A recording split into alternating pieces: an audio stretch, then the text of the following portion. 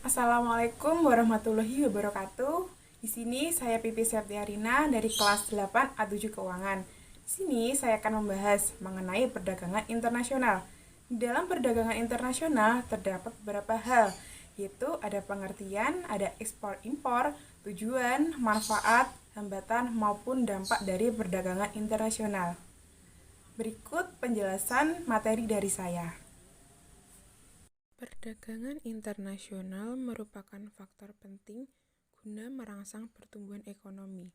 Perdagangan internasional adalah perdagangan yang dilakukan suatu negara dengan negara lain atas dasar saling percaya dan saling menguntungkan.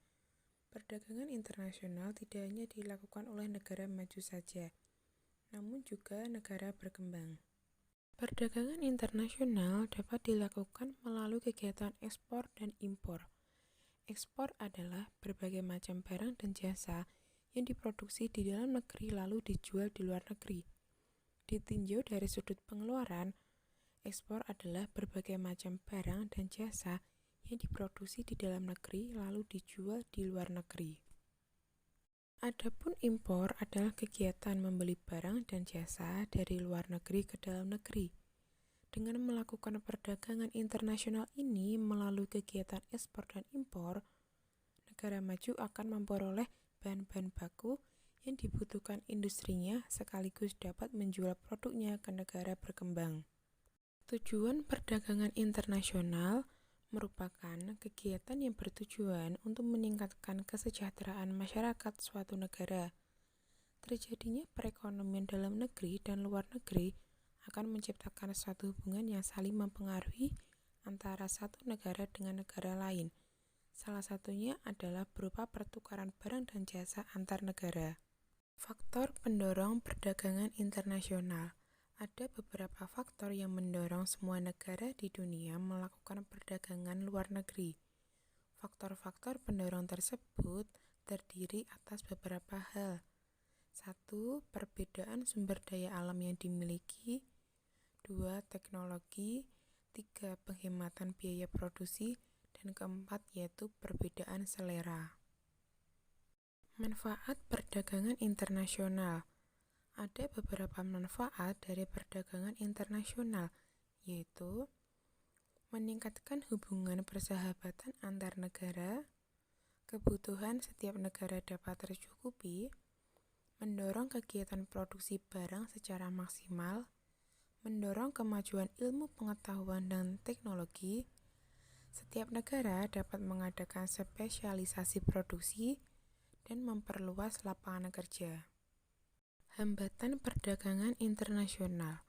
Setiap negara selalu menginginkan perdagangan yang dilakukan antar negara agar berjalan dengan lancar. Namun, jika dihadapi kegiatan perdagangan antar negara juga mengalami beberapa hambatan. Berikut beberapa hambatan yang sering muncul dalam perdagangan internasional, yaitu perbedaan mata uang negara, kualitas sumber daya yang rendah, pembayaran antar negara sulit dan resikonya besar, adanya kebijaksanaan impor dari suatu negara, terjadinya perang, dan adanya keberadaan organisasi ekonomi regional. Kebijakan perdagangan internasional. Kebijakan yang diberlakukan pada perdagangan internasional bertujuan untuk melindungi industri dalam negeri. Kebijakan untuk melindungi barang-barang dalam negeri dari persaingan barang-barang impor disebut proteksi. Proteksi dalam perdagangan internasional terdiri atas kebijakan tarif, kuota, larangan impor, subsidi, dan dumping. Tarif adalah hambatan perdagangan berupa penetapan pajak atas barang-barang impor.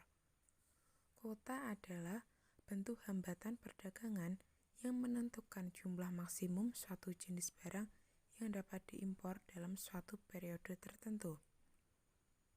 Larangan impor adalah suatu kebijakan pemerintah yang melarang masuknya barang-barang tertentu ke dalam negeri. Subsidi adalah kebijakan pemerintah dengan memberikan bantuan kepada produk dalam negeri. Dumping adalah Kebijakan yang dilakukan oleh suatu negara dengan cara menjual barang ke luar negeri lebih murah daripada dijual di dalam negeri. Dampak perdagangan internasional terhadap perekonomian. 1.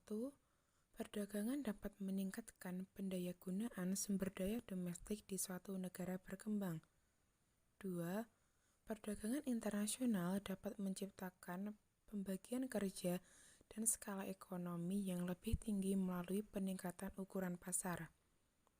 Ketiga, perdagangan internasional juga berfungsi sebagai wahana transmisi gagasan baru, teknologi yang lebih baik, dan kecakapan manajerial, serta bidang-bidang keahlian lainnya yang diperlukan bagi kegiatan bisnis. Keempat, perdagangan antar negara juga merangsang dan memudahkan mengalirnya arus modal internasional dari negara maju ke negara berkembang. Kelima, impor produk-produk baru dapat merangsang permintaan domestik yang dapat memberikan inspirasi dan membuka lahan bisnis baru yang menguntungkan bagi para produsen setempat. Keenam, perdagangan internasional merupakan instrumen yang efektif untuk mencegah monopoli, karena perdagangan pada dasarnya dapat merangsang peningkatan efisiensi setiap produsen domestik agar mampu menghadapi persaingan dari negara lain. Dampak positif yang ditimbulkan dari perdagangan internasional yaitu saling membantu memenuhi kebutuhan antar negara, meningkatkan produktivitas usaha, mengurangi pengangguran, dan menambah pendapatan devisa bagi negara. Dampak negatif perdagangan internasional yaitu terpengaruhnya perekonomian nasional oleh situasi dan kondisi pasar dunia, berpengaruh pada perubahan terhadap kebijakan pembangunan nasional yang telah ditetapkan apabila pengaruh global tersebut berdampak buruk terhadap kehidupan masyarakat, menciptakan ketergantungan produk terhadap suatu negara, eksploitasi terhadap sumber daya karena untuk memenuhi permintaan pasar dunia, dan terbentuknya proteksi non-tarif yang dapat menghambat produk ekspor. Sekian penjelasan materi dari perdagangan internasional yang saya sampaikan. Kurang lebihnya saya minta maaf.